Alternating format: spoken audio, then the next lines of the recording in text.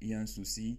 Les yeux, il y a un souci. Et le souris, il n'y en a presque pas. Donc, ça sera difficile de déterminer le souris.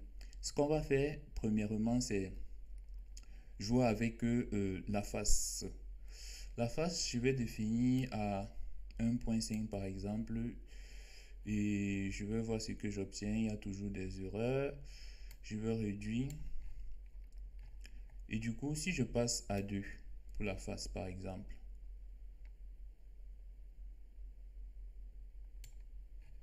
Voilà. Vous voyez que là, il n'y a plus de problème avec la face. Venons-en maintenant.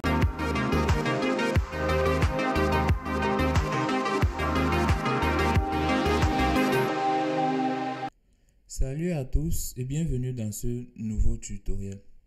Lors de la précédente vidéo, nous avons pu nous rendre compte qu'il peut être de fois fastidieux, voire difficile de pouvoir effectuer une application de reconnaissance parce que nous possédons des fois trop de faux positifs et jouer avec les paramètres d'entraînement pour retrouver le meilleur résultat est une tâche qui s'avère pas facile.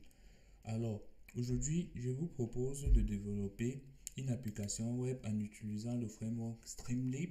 Streamlit est une bibliothèque Python open source qui vous permet de créer des applications web avec des simples scripts Python.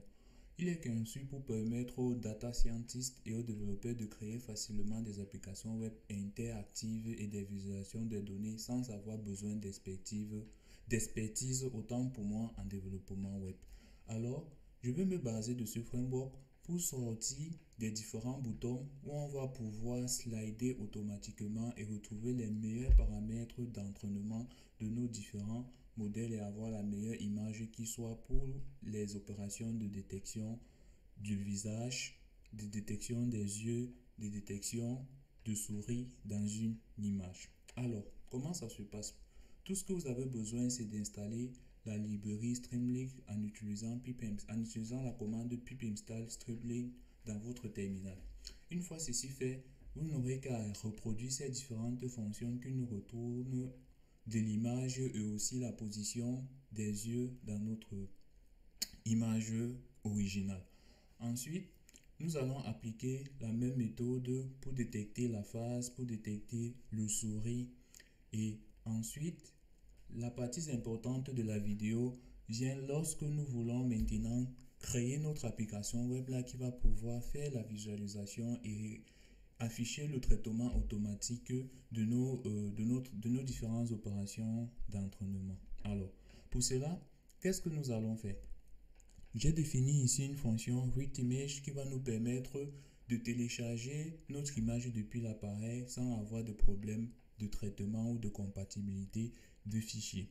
Ensuite, dans la fonction main, c'est la fonction principale, c'est celle-là qui va nous permettre de lancer notre application web et d'effectuer les différents traitements. Ici, nous définissons simplement le titre de notre page web et l'icône de l'image qui va s'afficher dans le navigateur web. Nous définissons un titre avec st.title et là, je veux que nos différentes images soient alignées tout en haut sous forme horizontale et du coup je vais dire que j'ai besoin de créer deux colonnes où je vais afficher mes différentes images. Ce paramètre st.fileUploader nous permet de télécharger notre image depuis notre appareil, que ce soit en fichier JPG, JPEG et PNG.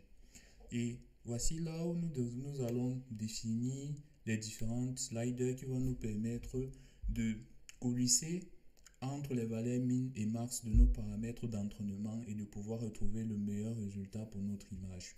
Alors, tout ce que vous avez à faire, c'est utiliser la méthode slider, définir le nom et ensuite préciser la valeur min, la valeur max et le pas le pas de coulissage de notre slider. En fait, je peux dire comme ceci et définir une valeur par défaut.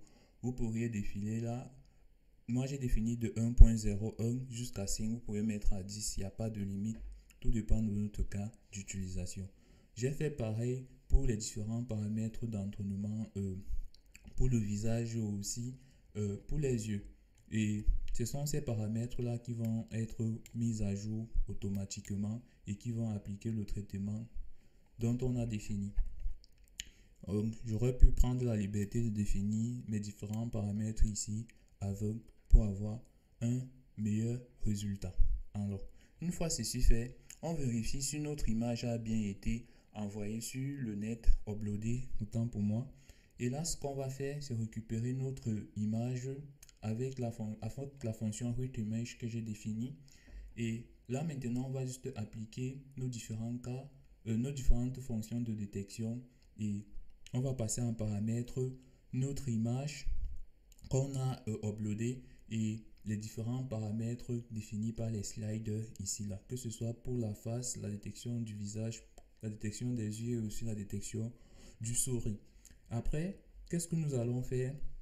Nous allons encore afficher une image où nous allons représenter le résultat à la fin de ce que nous avons obtenu comme résultat. Et là, avec la fonction st.image, on va montrer l'image et la position, le rectangle et les différentes positions de nos yeux, notre face et du souris dans notre image. Et là, avec st.right, je vais simplement afficher les positions pour que si votre objectif c'était par exemple de déterminer quelles sont les positions des yeux ou bien les positions de la bouche ou du souris dans notre image, alors vous aurez ces positions en temps réel et vous pourrez effectuer le travail par la suite dont vous souhaitez. Alors, une fois que tous ces steps ont été expliqués, comment nous lançons l'application?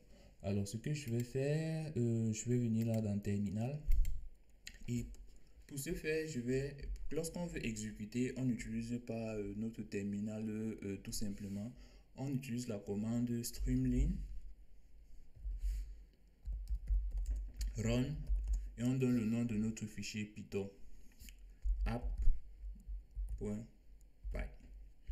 Et une fois que je lance ceci, alors voici donc la page qui s'affiche et ça me met déjà là Face and Eyes Detection avec le logo que j'ai bien défini.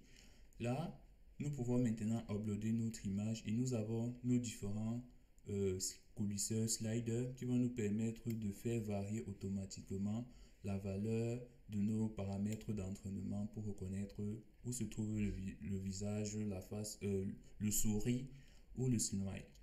Alors, une fois que ceci est défini pour l'instant, on n'a pas encore nos paramètres de nos positions, nos différentes positions d'image. J'upload mon image, je vais prendre celui-ci. Alors, vous pouvez voir l'enfant qui se charge là. Ensuite, ce que je vais faire, je vais commencer à effectuer mon traitement. Alors, ça ne détecte pas encore, il y a un souci. Ce que je vais faire maintenant, c'est je commence à coulisser. Et là, vous voyez, l'image se charge. On peut se rendre compte que de prime abord, la face est bien définie là avec le trait en rouge.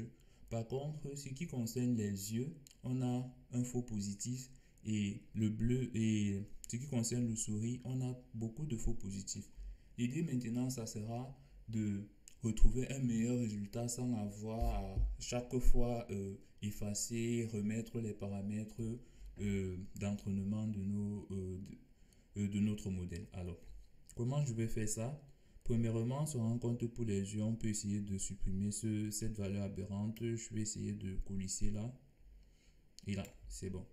Donc, pour un voisin proche de 6, on n'a plus cette valeur aberrante. Ensuite, qu'est-ce que nous pouvons encore modifier? Nous pouvons modifier les yeux, le sourire autant pour moi, parce que là, on a beaucoup de faux positifs. Et quand j'arrive là, qu'est-ce que je fais? Je vais modifier cela. Je peux augmenter. Là, vous pouvez voir que c'est plus facile maintenant pour nous de faire un traitement et automatiquement, le résultat s'affiche.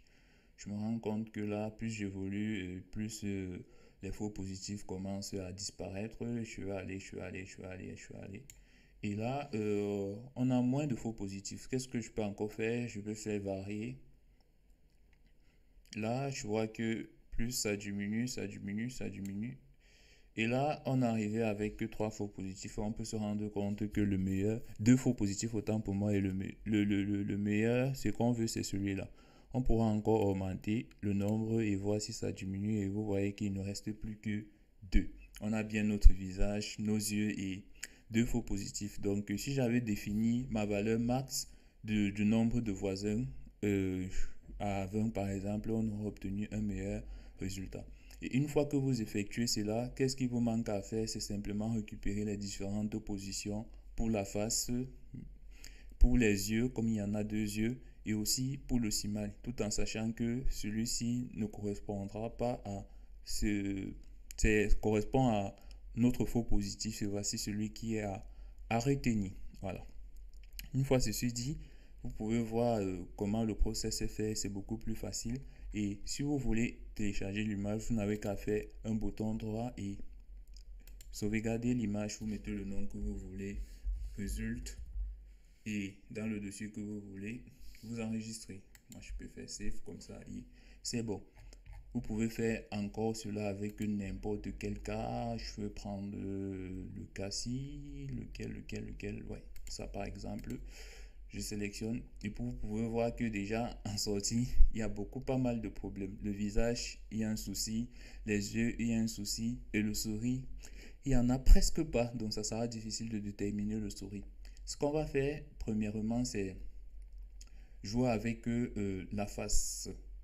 La face, je vais définir à 1.5 par exemple. Et je vais voir ce que j'obtiens. Il y a toujours des erreurs.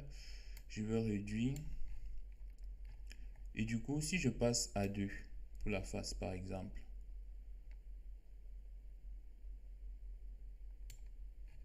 voilà, vous voyez que là, il n'y a plus de problème avec la face. Venons-en maintenant aux yeux. Ce que je vais faire pour les yeux, si j'augmente le paramètre d'entraînement, vous voyez que les yeux, c'est bon. Et il manque maintenant le souris. On va un peu faire comme ça. Pour le souris, ce que je peux faire, j'essaie de réduire. Je vois que si je réduis, ça me complique plutôt la tâche. Donc, l'idéal aurait été d'augmenter ces paramètres, de passer de la valeur max de 5 à 7 ou 10 et on aurait sûrement obtenu un meilleur résultat. Donc, si on regarde les paramètres de sortie, on a bien un unique visage. Ensuite, on a la position de nos yeux, on a bien 2 yeux et le smile, il a beaucoup de valeurs aberrantes et si vous prenez en compte que la valeur en X c'est comme ça et la valeur en Y c'est comme ceci, vous aurez normalement choisi celui dont la valeur en Y est le plus élevé. Voilà. Donc normalement on va retrouver ça. C'est X, Y, X, Y. C'est cette valeur qui correspond à ce qu'on veut. Et après, si le résultat est satisfaisant, normalement, vous faites encore save et c'est bon. Donc, voilà un peu, en gros, ce dont je voulais partager avec vous pour gagner en temps dans le processus de détection de ces différents cas. Ça peut être des objets, ça peut être aussi le visage humain, comme je l'ai dit dans une vidéo, quoi. Libre à vous de trouver ce que vous pouvez faire comme application et d'utiliser Streamlink, qui est une très bonne librairie pour pouvoir automatiser ces différents tâches en vision par ordinateur. Je vous remercie d'avoir écouté et n'hésitez pas à laisser en commentaire vos différentes appréciations et aussi si vous avez aimé de liker et de partager la vidéo. À la prochaine.